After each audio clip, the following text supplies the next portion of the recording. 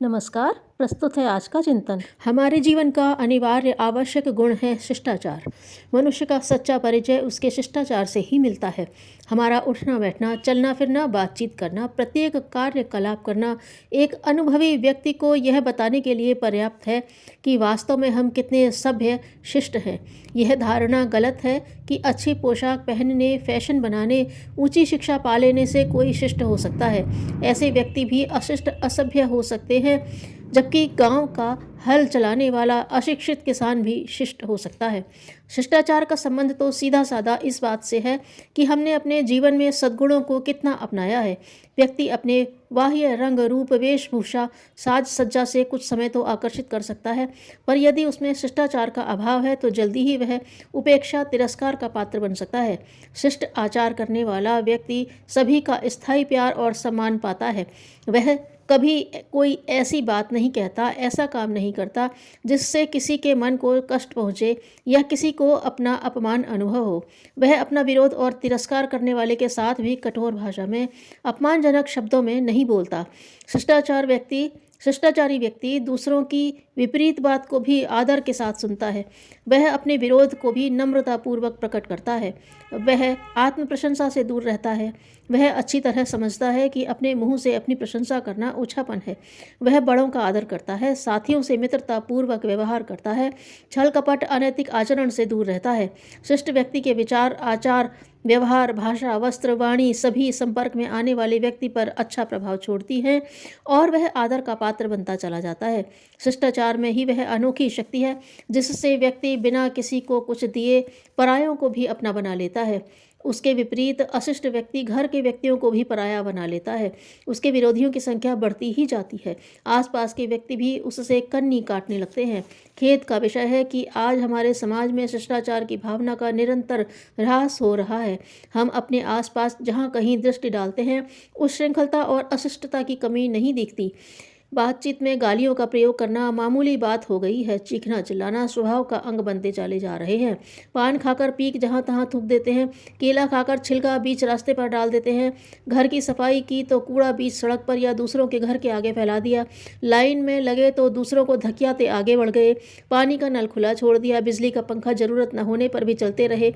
उधार लेकर चीज लौटाने का नाम न लिया। मांगी चीज को लापरवाही से प्रयोग किया और खराब करके दिया। उधार खरीद कर रुपए देने का ध्यान न रखा। पत्रों का समय पर उत्तर न दिया। किसी के घर या ऑफिस समय पर न पहुंचे।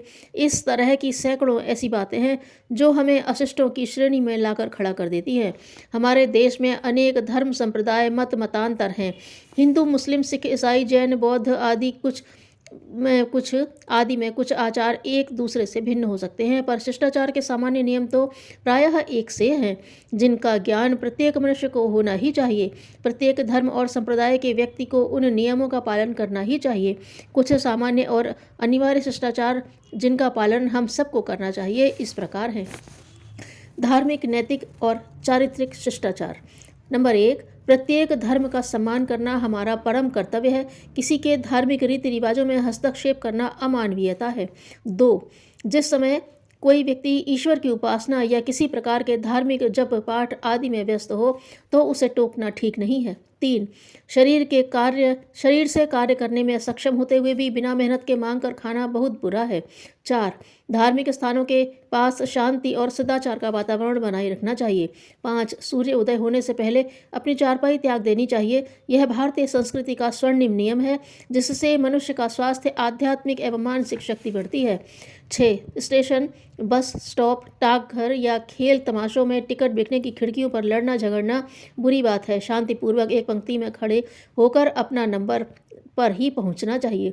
7, सार्वजनिक स्थानों पर आने जाने के संबंध में जो सूचनाएं, नियम लिखे हों उनका पालन करना चाहिए। सामाजिक व्यवहार संबंधी शिष्टाचार। 1, रोज सुबह उठकर गुरुजन, माता पिता आदि के पैर छूना भारतीय संस्कृति की विशिष्ट नियम है। 2, अपने घर किसी व्यक्ति के आने पर उसका प्रेम पूर्वक स्वागत करना चाहिए। उससे अशिष्टता का व्यवहार नहीं करना चाहिए। 3, अपने से श्रेष्ठ एवं बड़े सम्मानीय व्यक्ति के सामने उच्च स्थान ग्रहण नहीं करना चाहिए। 4. किसी के घर जाकर घर के मालिक और अन्य लोगों की सुविधा का ध्यान रखकर ही व्यवहार करना चाहिए। 5. पड़ोसियों से सदा प्रेम और शिष्टता का व्यवहार करना चाहिए तथा कठिनाइयाँ आने पर उनकी सहायता करनी चाहिए। 6. मुसाफिर खाना, धर्मशाला, पार्क आदि सार्वजनिक स्थानों की सफाई का विशेष ध्यान रखना चाहिए। खान पान और स्वास्थ्य रक्षा संबंधी शिष्टाचार। 1. भोजन स्वच्छ और सात्विक होना आवश्यक है। 2. भोजन करते समय खाने और पीने में चप चप की आवाज़ करना अशिष्टता है। 3. पानी आदि पीने वाले पेय पदार्थ खड़े होकर पीना स्वास्थ्य के लिए हानिकारक है। 4. भोजन धीरे धीरे चबा चबा कर खाना चाहिए। 5. खाने पीने के सामान को लांघ कर चलना बहुत बुरी बात होती है। 6. चलते फिरते घूमते टहलते हुए खाना स्वास्थ्य की दृष्टि से नुकसानदायक है और सभ्यता के भी विपरीत है। बातचीत और रहन सहन संबंधी शिष्टाचार। 1. जहाँ 2-4 व्यक्ति आपस में वार्तालाप कर रहे हों वहाँ जाकर बैठना अनुचित है। 2. बातचीत करते समय केवल स्वयं ही न बोलते रहें अपितु दूसरों को भी बात कहने का मौका दें। 3. बातचीत करते समय कोई अनुचित बात मुंह से निकल जाए तो माफ़ी मांग लेनी चाहिए। 4. कठोर स्वर में बोलने से झगड़े बढ़ते हैं, नम्रतापूर्वक बात का उत्तर देना चाहिए। 5. मुंह से बार बार गाली देना या अपशब्द निकालना सभ्यता के विपरीत है। 6. किसी भी बात को बढ़ा चढ़ाकर नहीं बोलना चाहिए। 7.